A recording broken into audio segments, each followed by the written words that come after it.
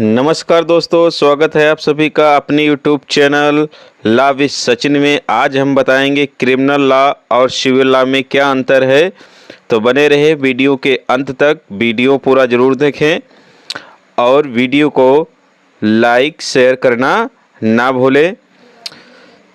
Criminal law versus civil law, यह कानून के दो महत्वपूर्ण और अलग अलग क्षेत्र हैं जिनका उद्देश्य और प्रक्रिया एक दूसरे से बिल्कुल भिन्न होती है, क्योंकि दोनों क्या हैं, कानून अलग अलग हैं। तो जानना बहुत ज़रूरी होता है। एक ही वीडियो में सारी कन्फ्यूजन को आज दूर करने की कोशिश करेंगे। सबसे पहले क्रिमिनल लॉ की बात करते हैं। ये क्या है? दंडात्मक कानून है, जिसको हम आपराधिक कानून भी कहते हैं।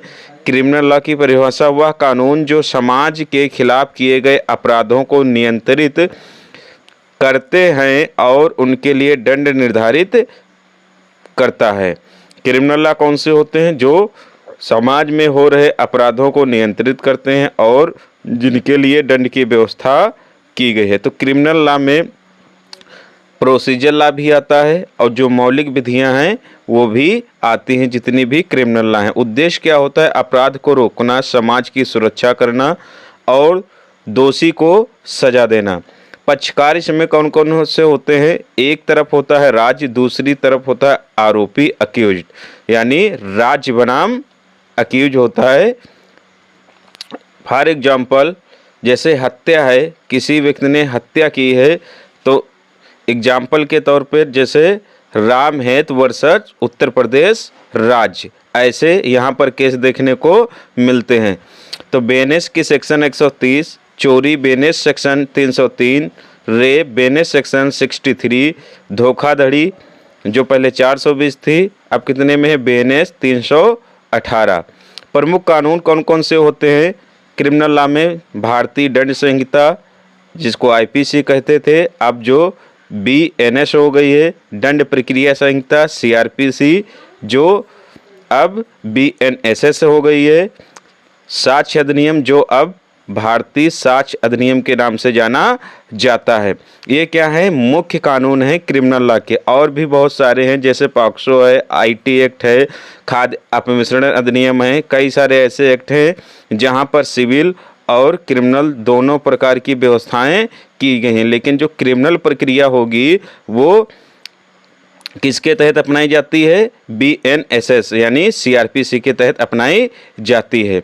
सजा का प्रकार क्या होता है? कारावास रहता है, जुर्माना, यहाँ तक कि फांसी तक की सजा होती है क्रिमिनल में, और आजीवन कारावास। मानक क्या होता है? बियॉन्ड रीजनेबल डाउट, यानी संदेह से परे साबित करना होता है। यदि किसी व्यक्ति को सजा देना है आरोपी को, तो वो उसके खिलाफ जो आरोप लगाए गए हैं वो संदेह से परे साबित हो, तभी उसे सजा दी जा सकती है, अन्यथा उसे सजा नहीं दी जा सकती है।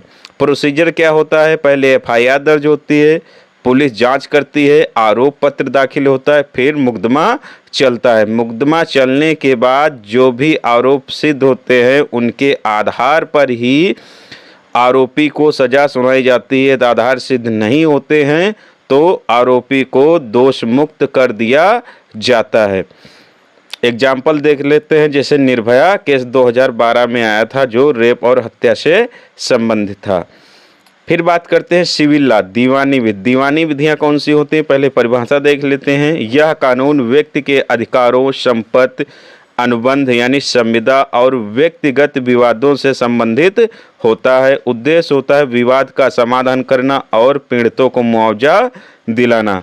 पक्षकार कौन से होते हैं? व्यक्ति बनाम व्यक्ति या कोई संस्था, यहाँ तक कि सरकार भी हो सकती है। एग्जाम्पल के तौर पे संपत्ति से विवाद, संविदा संबंधी विवाद, विवाह संबंधी विवाद या क्षतिपूर्ति संबंधी विवाद, ये सब क्या हैं? सिविल मैटर होते हैं। इनकी प्रक्रिया सीपीसी निर्धारित करती है। प्रमुख कानून कौन से हैं? सिविल प्रक्रिया संहिता यानी सीपीसी, संविदा अधिनियम, पारिवारिक विधियां जैसे हिंदू मैरिज एक्ट, संपत्ति अंतरण अधिनियम, टीपीए, ये सब क्या हैं? सिविल लॉ हैं। इनके तहत सजा नहीं होती है, बल्कि क्या होता है? अधिकार निर्धारित किए जाते हैं। सजा का प्रकार मुआवजा या कोई इंजेक्शन यानी निषेधाज्ञा, अनुबंध का पालन करना आदि क्या है? सजा के प्रारूप है। सजा नहीं, बल्कि यहाँ पर क्या होते हैं? अधिकार निर्धारित किए जाते हैं। समझाने के लिए सजा के तौर पे हमने लिख रखा है। जैसे आपने संविदा का पालन नहीं किया तो जिस व्यक्ति को क्षति हुई होगी वो आपके खिलाफ केस करेगा और क्षतिपूर्ति की मांग करेगा। तो यहाँ क्षतिपूर्ति करना ही क्या होता है, सजा होता है, या संविदा का पालन करना क्या होता है, सजा होता है। मानक प्रमाण क्या है, संभावनाओं का संतुलन, यानी यहाँ पर कोई ऐसा रीजनेबल कारण नहीं है जो संदेह के परे साबित किया जाए। यहाँ संदेह हो भी सकता है तब भी निर्णय हो जाएगा। प्रक्रिया क्या होती है, दावा किया जाता है, नोटिस जारी की जाती है, साक्ष्य और बहस के आधार पर निर्णय होता है, यानी साक्ष्यों के आधार पर निर्णय होता है। और यहाँ पर एफआईआर दर्ज नहीं होती, दावा किया जाता है किसके द्वारा, जो वाद पीड़ित होता है, जिसको हम वादी कहते हैं और प्रतिवादी कहते हैं, यानी जो दावा करता है वो वादी और जिसके खिलाफ दावा किया जाता है वो प्रतिवादी कहलाता है। एग्जाम्पल देख लेते हैं, मोहरी बीबी बनाम धर्मोदास घोष का मामला, यानी मोहरी बीबी वर्सेस धर्म। यहाँ राज्य से कोई मतलब नहीं है, राज्य तभी एंटर करेगा जब मामला दावा किसके खिलाफ होगा, राज्य के खिलाफ होगा। तो एक तरफ व्यक्ति होगा, एक तरफ राज्य होगा, या राज्य दावा कर रहे हैं तो वो भी वहाँ पर दोनों राज्य हो जाएंगे। तो दोस्तों आज के लिए इतना ही था। आशा करता हूँ चीज़ें अच्छे से समझ में आई होंगी। सिविल लॉ और क्रिमिनल लॉ अच्छे से समझ में आ गया होगा। सिविल लॉ में क्या होता है, क्रिमिनल लॉ में सजा का प्रावधान और सिविल लॉ में अधिकारों को बताया जाता है और अधिकार निर्धारित किए जाते हैं। दायित्व ड्यूटी सौंपी जाती हैं, किसको क्या करना है, किसके क्या अधिकार हैं।